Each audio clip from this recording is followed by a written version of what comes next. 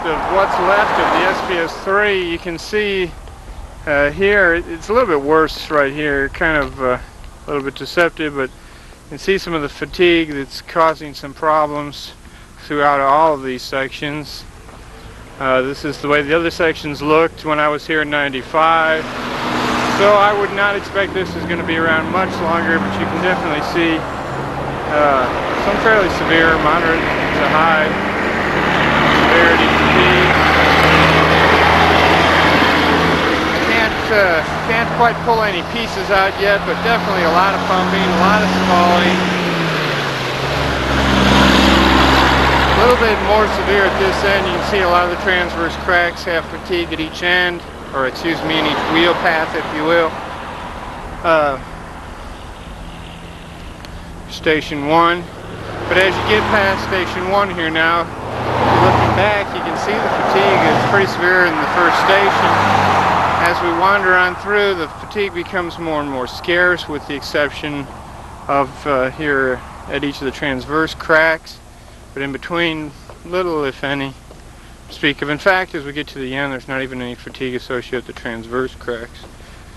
The cracks, a lot of them moderate severity. A lot of spalling, fairly wide open.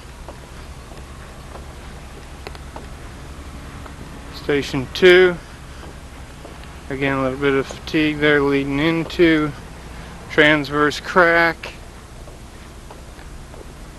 And I have to believe it has something to do with the fact we're going up this hill. As we get to the top of the hill,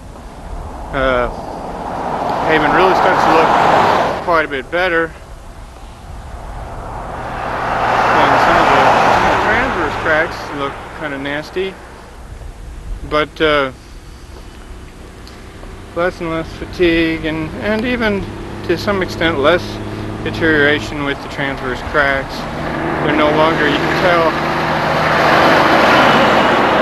full lane width anymore.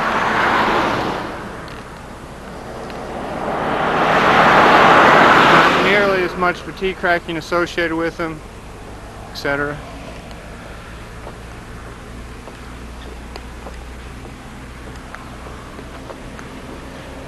Station 4, and as you can see, when we get up here to the last 100 feet, doesn't have any distress, not even a transverse crack, so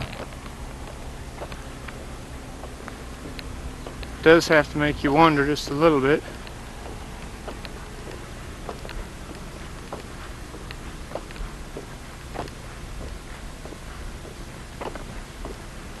Up ahead, you can see they're out there patching, which I've been led to believe is almost a weekly ritual now out on these, out on this stretch